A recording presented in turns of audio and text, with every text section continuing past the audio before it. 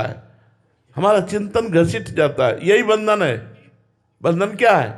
निर्विकार का यही बंधन है, विकार युक्त हो जाना, भोगों की चाह हो जाना। और ये बात चूंकि हम इस मार्ग में चल रहे हैं, बचपन से चल रहे हैं, इसलिए इसे अच्छी तरह देखा है कि बड़े बड़े प्रवचन कर लेना सहज है, बड़े बड़े प्रवचन सुन लेना सहज है, लेकिन भोगाकर्षण त्याग करना ये बहुत कठिन है। संबंध आकर्षण त्याग करना बहुत कठिन है। देह से लेकर देह संबंधियों तक, देह के भोगों तक, इन सब को काट के गुरु कृपा से रख दे, वो आत्मस्वरूप को प्राप्त हो जाता है। अपने आप से अपने आप का उद्धार हो जाता है। अपने आप से अपने आप का उद्धार, कोई किसी का उद्धार करता थोड़ी। उद्धार की बातें, उद्धार का रास्ता ये दिखाया जाता है, लेकिन उद्धार तो अपने आप से अपने आप का होगा। अगर आप अपना उद्धार न चाहें तो चाहे जितना बड़ा ज्ञानी महापुरुष मिल जाए, वो उपदेश ही तो करेगा, कृपा ही तो करेगा, लेकिन आप पात्रता ही नहीं स्वीकार कर रहे हैं तो वो सब ज्ञान उपदेश व्यर्थ चला जाएगा। तो आपकी बात समझ में आई ना?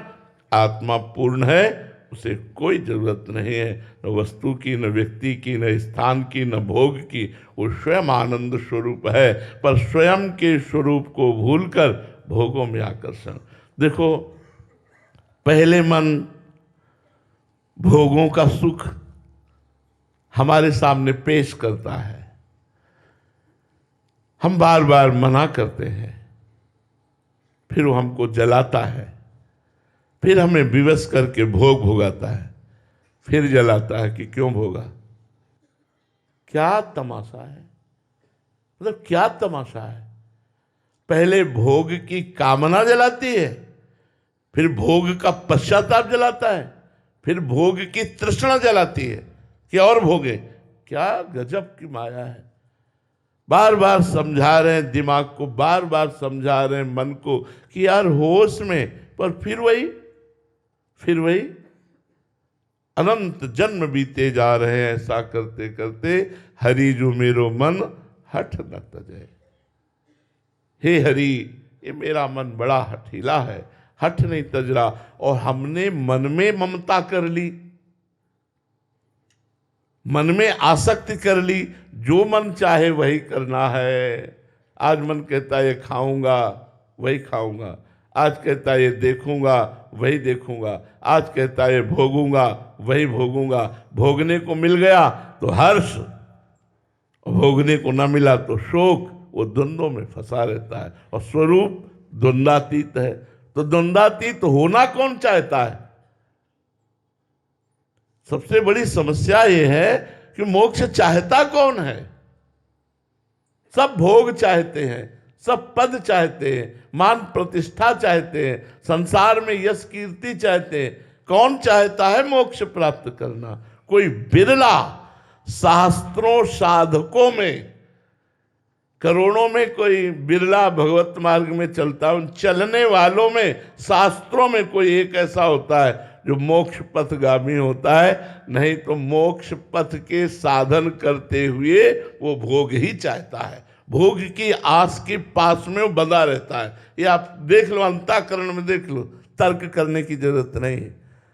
अंतःकरण में देख लो, आप कहीं न कहीं किसी वस्तु, व्यक्ति, स्थान में बंधे हैं, फंसे हैं। वही आपके आत्मस्वरूप में बाधक है। अगर ये गुरु कृपा से छूट जाए तो मुक्त हो गए। आत्मा न कभी बंधन को प्राप्त हुई थी, न बंधन को प्राप्त है, न कभी बंधन को प्राप्त होगी। ये भ्रम तभी मिटेगा जब गुरु चरणों की आराधना करके ज्ञान प्राप्त कर लिया जाए, नाम जप करके सुबुद्धि प्राप्त कर लिया जाए, परोपकार करके हृदय पवित्र कर लिया जाए, तब शुद्ध ज्ञान प्राप्त होता है। समझ में आई बात आपके? जी महाराज जी, आप पिछले 4-5 दिन से कोई वाणी जी लेके आते हैं, हम सब साधकों को कुछ देना चाहते हैं क्या महाराज जी? हाँ, उसमें बताना चाहते हैं कि इन गुणों से बचो। गुणों का जो प्रभाव है वो भगवान कि माया के द्वारा जो रचित गुण है, यदि हम इनके प्रभाव जान जाएंगे तो इनसे हमारा बचना हो जाएगा। जो ये रजोगुण है ये सबसे ज्यादा बांधता है। विक्षेप शक्ति रजसा क्रियात्मिका यतः प्रवृत्ति प्रसृता पुराणी रागादयोश्या प्रभवन्ति नित्यम दुखादयो ये मनुष्यो विकारा। ये कर्म में प्रवृत्त करती है रजोगुण प्रवृत्ति, अधिक से अधिक ये करूं ये करूं ये करूं ये करूं। लोभ का जागरण करके धन का लोभ, सुख का लोभ, भोगों का लोभ जागरण करके अक्रिय को क्रियात्मक करती है। आत्मा अक्रिय है, अकर्ता को कर्ता भाव से युक्त कर देती है। अहंकार विमूढ़ आत्मा कर्ता हमिति मन्यते। विक्षेप शक्ति रजसः क्रियात्मिका, शांत नहीं बैठने देगी, क्रिया में लगाई रहेगी। ये रजोगुण का लक्षण है। यतः प्रवृत्ति ही प्रसृता पुराणी, पुराणी ये सनातन काल से जीव को बांधे हुए है रजोगुण। इससे राग उत्पन्न होता है, राग से दुख उत्पन्न होता है। इसके प्रधान लक्षण हैं। जब ये लक्षण आ जाए तो जान लेना रजोगुण यही मूल है सृष्टि का, इसी से सृष्टि उत्पन्न होती है। ब्रह्मा जी का जो मूल गुण है वो रजोगुण है। रजोगुण से ही संपूर्ण सृष्टि प्रकट हुई है। सृष्टि का लय तमोगुण से होता है, जो भगवान शंकर स्वीकार किए हुए हैं, और सृष्टि का पालन सतोगुण से होता है, जो भगवान श्री हरि स्वीकार किए हुए हैं। कामः क्रोधो लोभ दंभाद्य सूया अहंकारेर ईर्ष्यात्म सराद्यास्तु घोराहा। बड़ा गंदा कर देता है हृदय को रजोगुण, काम की उत्पत्ति करता है। ये रजोगुण काम की उत्पत्ति करता है। आज जो भोजन पर सुधार नहीं है, इसीलिए लोग कामी होते जा रहे हैं, क्रोधी होते जा रहे हैं, हिंसात्मक वृत्ति होती जा रही है। नाम जप में, भजन में, शांत स्वभाव में बिल्कुल विक्षेप पड़ता चला जा रहा है।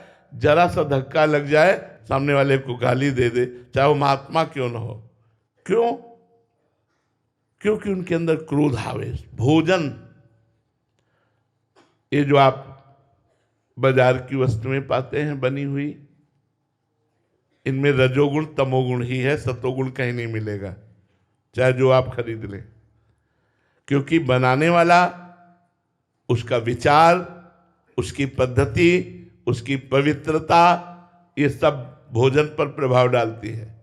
जिस दिन माधुकरी ब्रजवासियों की और मिर्च से रोटी पाओ तो भजन ऐसे चलता है जैसे मशीन से चल रहा हो, कर नहीं रहे, धुआंधार भजन होता है।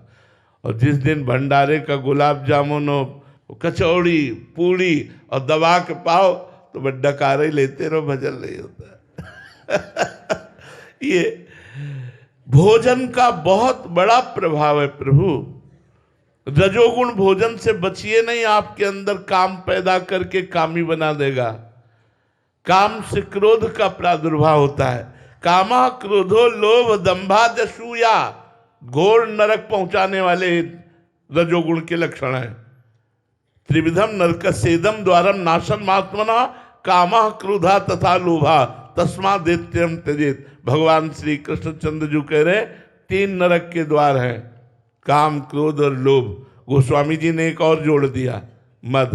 काम क्रोध मद लोभ सब नाथ नरक के पंथ, गोस्वामी जी ने कहा। तो यहां कामा क्रोधो लोभ दंभाद्यसूया अहंकारेर्ष्या मत्सराद्यास्तु घोराः धर्मा एते राजसाः पुम प्रवृत्तिर यस्मात् देशात् तद्रजो बंध हेतु। हे भाई, यदि भगवदानंद प्राप्त करना चाहते हो, यदि सुखी होना चाहते हो, यदि मुक्त होना चाहते हो, शांति चाहते हो तो रजोगुण से बचो। ये रजोगुण काम को उत्पन्न करता है, ये क्रोध को उत्पन्न करता है, ये लोभ को उत्पन्न करता है, ये दंभ दिखावापन को उत्पन्न करता है, ये असूया, दूसरों के गुणों में दोष ढूंढना असूया कहते हैं, छिद्रावेषण, दूसरे के गुणों में दोष ढूंढना, ये अभिमान प्रकट करता है, ये ईर्ष्या प्रकट करता है, ये मत्सरता, मेरे से आगे बढ़ा जा रहा है इस बात की जलन, ये घोर धर्म रजोगुण के हैं, जिसके कारण जीव बंधन को प्राप्त हुआ है। बंधन का मूल कारण रजोगुण है। जितने विकार हैं इनका मूल कारण रजोगुण है, और 3 गुणों का क्रम अंतःकरण में चलता रहता है। तो यदि हमको बचना है, भगवत मार्ग में चलना है, तो हमें भोजन सुधारना है, पेय पदार्थ सुधारने हैं। देखो, मांस, अंडा, मछली आदि जो भी है अन्य जीवों की हिंसा का भोजन है, ये तो राक्षसी भोजन है, ये तमोगुण से भी ऊपर बढ़कर है, ये राक्षसी भोजन है। तमोगुण में तो जैसे बासी अन्न है, कसैला है, ऐसे प्याज है, लहसुन है, ऐसे। लेकिन ये जो है तो राक्षसी भोजन है। तो हम आप लोगों से प्रार्थना करते हैं, मनुष्य जीवन मिला है, राक्षसी भोजन मत करो।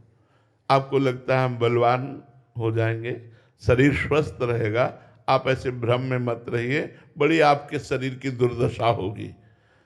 लिख लो, हमारी बात लिख लो, क्योंकि जो कर्म किया जाता है उसका फल होता है। उस जीव का गला काट करके तुम मांस खा रहे हो, भले तुमने नहीं काटा लेकिन खरीदा तो तुम भी तो उसी स्थिति पे आ गए।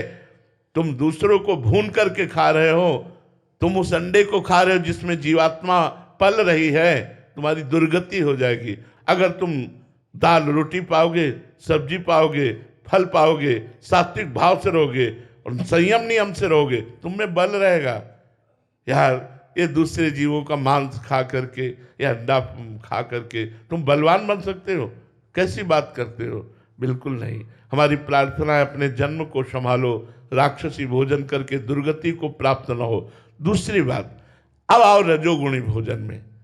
जहाँ तक हो सके, जो सर्विसमैन हैं उन पर तो ज़्यादा हम दबाव नहीं डाल सकते, जैसे जीवन यापन हो, लेकिन जिनको अपने घर में बनाने को मिलता है, तो आज हमारा मन कह रहा होटल की पाओ, तो मारो ना उस मन को यार। वो सब रजोगुणी भोजन तुम्हारे अंदर काम, क्रोध, ईर्ष्या, द्वेष, लोभ, दंभ, पाखंड, अहंकार, इसकी सृष्टि कर देगा। वो इसको बढ़ा देगा, जो नए संस्कार बनाकर तुम्हारी दुर्गति का कारण बनेगा।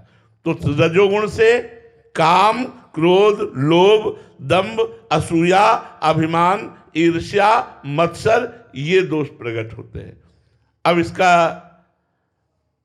जो त्याग है, जब तक रजोगुण का त्याग नहीं होगा तब तक इन विकारों पर विजय प्राप्त नहीं करोगे। आप खाओ भोजन रजोगुणी और चाहो कि हम निष्कामी बने, नहीं बन पाओगे। चाहो कि हम अक्रोधी क्षमावान बने, आप नहीं बन पाओगे। आप चाहो कि हम दूसरों की निंदा ना करें, आप ऐसा नहीं, जबरदस्ती आपकी जबान निंदा कराएगी और आपकी दुर्गति कराएगी। दूसरा त्याज्य गुण है तमोगुण। ये त्याज्य है। ग्राह्य है सतोगुण। तमोगुण का लक्षण ऐसा वृत्तिर नाम तमोगुणस्य शक्तिर्यया वस्तो भास्ते अन्यथा शैषा निदानम पुरुषस्य संस्कृतेर विक्षेप शक्ति प्रसरस्य हेतु। इसमें कुछ का कुछ प्रतीत होता है, उसको कुछ का कुछ नजर आएगा, उसको भक्ति, उसको भगवान का मार्ग, उसको सत्वार्ता, उसको सब ढोंग लगेगा। जब तमोगुण होगा ना, उसको सब ढोंग लगेगा। अशुभ अनर्भल संग जन विमुख तजो सब कोय, विमुख तजो सब कोय, झूठ बोलत सचुमानत, दोष करत निरसंक रंक कर संतन जानत, अभिमानी गर्विष्ठ लोभ मद मत अगाधा, दुष्ट परिहरो दूरी भजत भज श्री हरि राधा। ये दुष्ट लोग, जो तमोगुणी लोग होते हैं, विपरीत बुद्धि होती है इनकी। आप ठीक कह रहे हो, उनको विपरीत दिखाई दे रहा है। आप ठीक सोच कर रहे हो, उनको विपरीत विपरीत चिंतन करवाना सबसे पहला तमोगुण का। और जन्म मरण रूपी संसार का आदि कारण ये तमोगुण है। तमोगुण से जो प्रवृत्त होता है उसके ज्ञान को ये ढककर अज्ञान को प्रकाशित करता है। पहला है अज्ञानम, दूसरा है आलस्य। कल कर लिया जाएगा भजन, चलो कल वृंदावन चले, कल सत्संग कर ले, मतलब कल को टालना। तमोगुण का लक्षण होता है अच्छे कार्यों को टालना, अच्छे कार्यों को टालना, ऐसा कभी नहीं करना चाहिए। और सत्वगुण का क्या लक्षण है? काल करे सो आज कर, आज करे सो अब, अभी अभी अभी मैं करता, अभी से, आज से, अभी नहीं कल आप कर दे, नहीं नहीं अभी अभी अभी जाता हूं, अभी ये करता हूं, ये तात्पर्य होता। तत्काल उसमें क्रियान्वित हो जाना सत्वगुण, और कल के लिए टाल देना।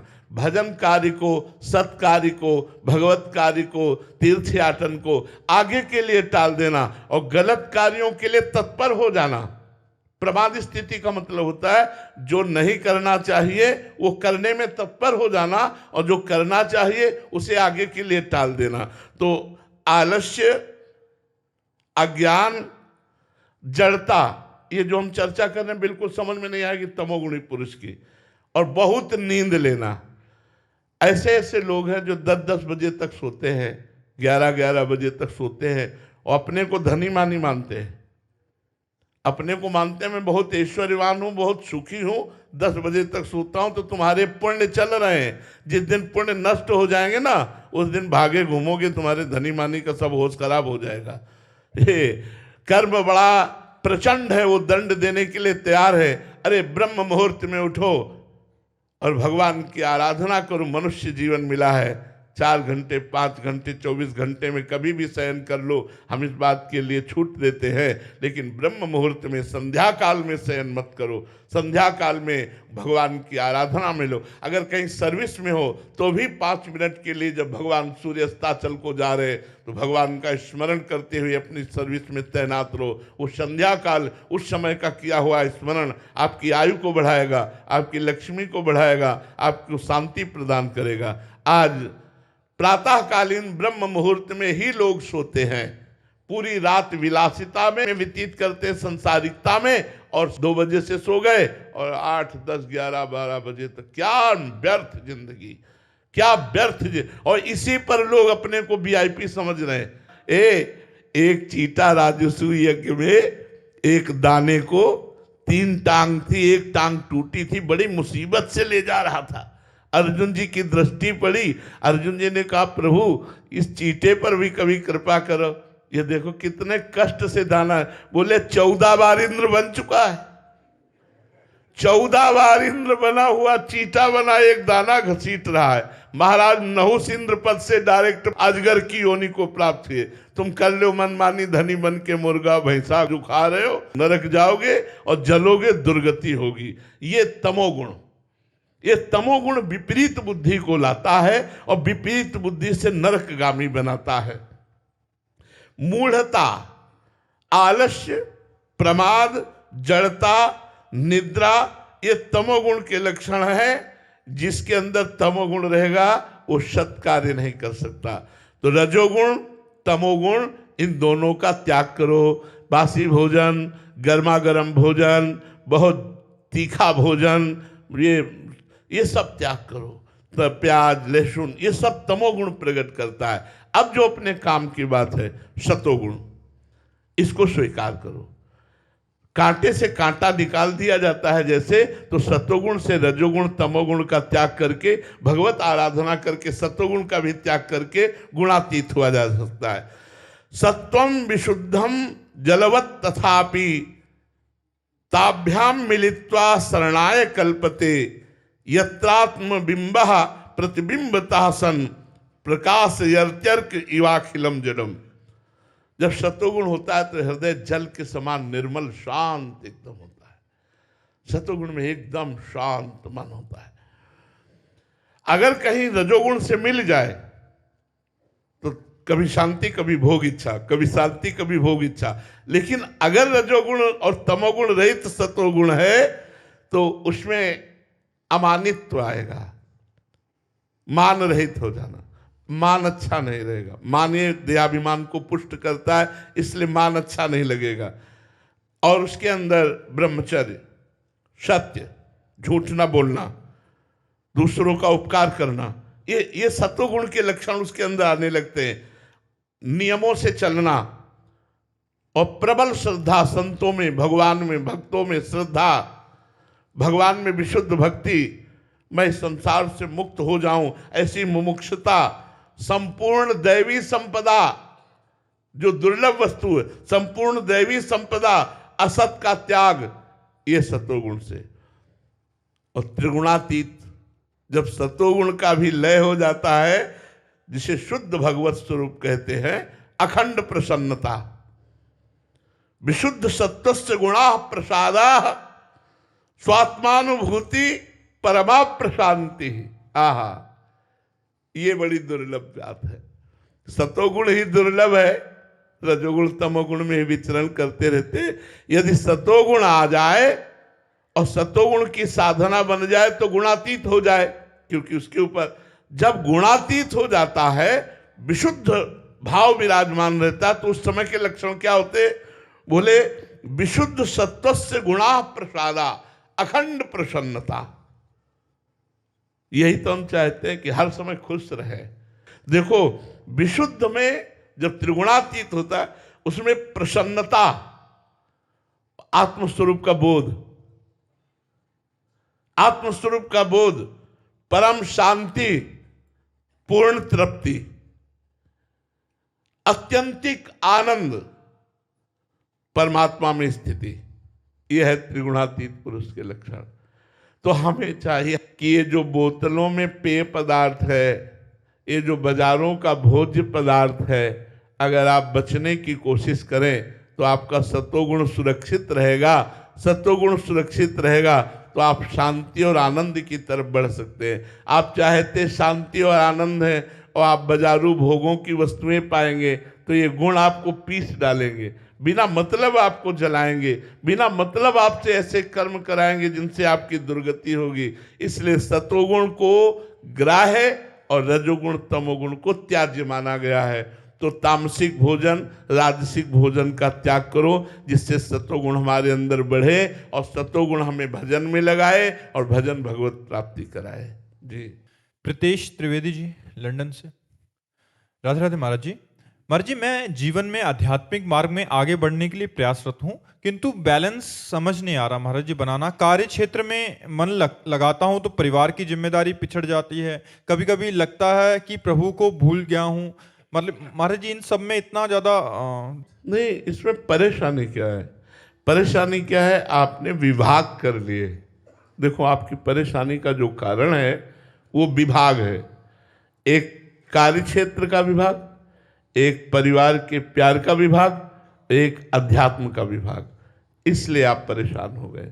दुचित कबहु परितोष न लाहि, चित्त को आपने विभाजित कर दिया, इसलिए अगर इसको एक कर लो अभी आनंद आ जाएगा। आप भगवान के लिए कर्म करते हैं, आप भगवान के लिए परिवार का पोषण करते हैं और भगवान का भजन करते हैं, बिल्कुल शांति प्राप्त हो जाएगी। आप मनोयोग से कर्म कीजिए और उसको कृष्णार्पणम मस्तु कर दीजिए। 8 घंटे ड्यूटी किया, बीच बीच में राधा राधा स्मरण किया और 8 घंटे भगवान को समर्पित कर दिए। यह अध्यात्म में आपको बढ़ाएगा। परिवार के लिए अच्छी अच्छी वस्तुएं खरीद कर ले गए, बेटे को, पत्नी को, सबको खुश कर रहे हैं, सब में भगवान है। सबको प्यार दुलार कर रहे हैं, सब में भगवान है। और वो भगवान के लिए आप कर रहे हैं, वो आपका भक्ति योग बढ़ता चला गया। और एकांत समय में खूब ध्यान कीजिए, नाम जप कीजिए, भगवत कीर्तन कीजिए। तो एक विभाग कर लीजिए। संपूर्ण सृष्टि भगवान की है, जो कर्म है वो भगवान के लिए है, जो परिवार है वो भगवान के लिए। नाथ सकल संपदा तुम्हारी, मैं सेवक समेत सुतनारी। तो फिर परेशानी क्या है? कोई परेशानी नहीं। अब बताइए क्या परेशानी? गुरुजी, जैसा आपने बताया हुआ है, वो 8 घंटे कार्य करने के बाद वो समर्पित करता हूँ भगवान को। वो उस समय लगता है जैसे भगवान को तो भूल ही गया, कार्य ही समर्पण कर रहा हूँ, लेकिन भगवान की तो याद नहीं की। अच्छा, हम आपको बंबई भेजते हैं और अपने लिए कहते हैं कि अमुक चीज लाओ, बंबई में मिलती है, तो आपके दिमाग में वो चीज रहेगी और बंबई की यात्रा रहेगी? नहीं रहेगी। बंबई की यात्रा और वो चीज जो हमने मंगाई है, लेकिन मूल में इसके ऊपर क्या है? महाराज ने मंगाई है। वो ध्यान विस्मृत नहीं होगा और वो ध्यान भी नहीं करोगे, लेकिन ध्यान में आपके रहेगा बंबई का मार्ग और वो वस्तु, लेकिन उसके ऊपर मूल में क्या है? महाराज ने मंगाई। आप खुशी खुशी जाओगे, बंबई से वो वस्तु लाओगे और जब ला के दोगे कुछ याद नहीं रहेगा। और आपसे पूछा जाए कि आपने भजन साधन वृंदावन धाम छोड़कर आप बंबई गए और वस्तु लाए, आपको कैसा लगा? आप कहोगे छाती हमारी ठंडी हो गई, क्योंकि आज हमने गुरु आज्ञा का पालन किया। बस इस बात में रहो कि संत आज्ञा, शास्त्र आज्ञा, भगवद आज्ञा का मैं पालन कर रहा हूं, क्योंकि 8 घंटे कर्म करके परिवार का पोषण कर रहा हूं। परिवार भगवत स्वरूप है और बीच बीच में भगवान का स्मरण कर रहा हूं, तो स्मरण ना होते हुए भी स्मरण है, क्योंकि मैं भगवद अर्थ कर्म कर रहा हूं, भगवान की आज्ञा का पालन कर रहा हूं। इसलिए ऐसे विचारवान बनो जिससे अशांति ना आने पावे और हृदय शांत होकर अध्यात्मवान बने। ये सब अध्यात्म के अंतर्गत आ जाएगा। अध्यात्म का मतलब केवल लंगोटी लगा करके बाहर बैठे रहना नहीं है। अध्यात्म का मतलब है कर्मयोग युक्त होकर के कर्म फल की आकांक्षा ना करते हुए भगवत स्मरण परायण रहना। आप सच्ची बात समझ लो। कर्म जो, अगर क्या जनक जी से बढ़कर कोई ज्ञानी है? पर वो राजा है, पूरा राजकाज परिवार संभाल रहे कि नहीं संभाल रहे? सुखदेव जी से बढ़कर कोई त्यागी है? लेकिन वो जनक जी को गुरु बनाया जाके के लिए बनाया? एक त्यागी एक राजा को गुरु बना रहा, क्योंकि ज्ञान की स्थिति जनक जी की सर्वोपरि है और पूरा कार्यभार देख रहे हैं, राज कार्यभार देख रहे हैं, परिवार कार्यभार देख रहे हैं और परम ज्ञानी है। इसलिए ऐसा नहीं है कि अध्यात्मवान लंगोटी वाला ही है, अध्यात्मवान पैंट शर्ट वाला भी हो सकता है, अध्यात्मवान धोती कुर्ता वाला भी हो सकता है, क्योंकि वो अध्यात्म अंदर की वस्तु है। अंदर उसका चिंतन क्या चल रहा है, अंदर के चिंतन को और समर्पण को संभालो, पूरे के पूरे भगवान के बन जाओ, तो हर कार्य आपका भजन हो जाएगा। ठीक है? हाँ, उसको विभाग मत करो, नहीं तो फिर परेशान हो जाओगे। शिवांश नारायण द्विवेदी जी। राधे राधे महाराज जी। महाराज जी, मैं सर्वभूत हृदय धर्म सम्राट स्वामी श्री करपात्री जी महाराज जी के कृपा पात्र शिष्य, वर्तमान श्रीमद जगतगुरु शंकराचार्य पुरी पीठाधीश्वर जी महाराज जी से दीक्षित हूँ। महाराज श्री गुरु जी और गोविंद जी और ग्रंथ की कृपा से महाराज जी परंपरा प्राप्त सिद्धांतों द्वारा जो महाराज जी धर्म ग्रंथों में महाराज जी आजकल बहुत लोग मतलब उसका विक्षेप पहुंचा रहे हैं, क्षति कर रहे हैं, उनमें महाराज जी कार्य कर रहे हैं। देखो बच्चा, जिसका उद्देश्य धन है, जिसका उद्देश्य लोकमान प्रतिष्ठा है, जिसका उद्देश्य पार्थिव संसार है, वो हमारे शास्त्रों के वाक्यों को तोड़ मरोड़ करके, उनका अर्थ गलत करके, उनकी पद्धतियों को मिटा करके मनमानी आचरण किए जा रहे हैं, मनमानी आचरण किए जा रहे हैं। तो एक बात नहीं, सर्वत्र ये बात फैलती चली जा रही है कि हम मनमानी आचरण करते चले जा रहे हैं। उसका कारण है हमारा उद्देश्य ना मोक्ष है और ना भगवत प्रेम है। मोक्ष या भगवत प्रेम ना होने के कारण धन, मान, प्रतिष्ठा, लोकप्रियता, ये सब वो सब ऐसा। गीता जी की व्याख्या करने का अधिकार सबको नहीं है, ब्रह्मबोध संपन्न महापुरुषों को है। उनकी बात लेकर अगर हम समाज को देते हैं तो शुद्ध बात, अमृत बात देते हैं, लेकिन नहीं, अपने अहम की पुष्टता, लोक व्यवहार में प्रियता, लोक में मान्यता, धन की प्राप्ति, ये उद्देश्य बच्चा हमारे शास्त्रों को गौड़ कर रहे हैं और मनमानी मुख्य कर रहे हैं। जो शब्द कुछ है उसका अर्थ कुछ है, चलना कुछ है, चल कहीं और रहे, बोल कुछ और रहे। स्वयं में न तो पवित्रता, न धर्मनिष्ठता, न भगवत प्राप्ति की चाह, न परमात्मा स्वरूप का